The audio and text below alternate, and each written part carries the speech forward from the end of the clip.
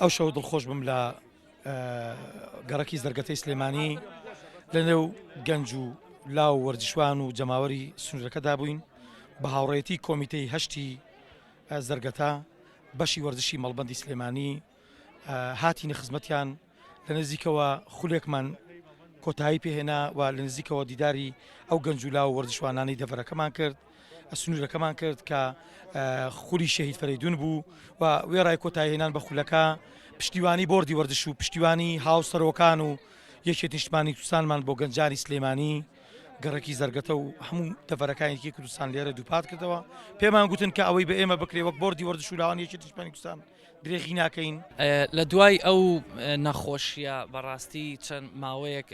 ڕاضە پەکی کەوت لە کوردستانە هەم تیپی شعبی هەمیانەکان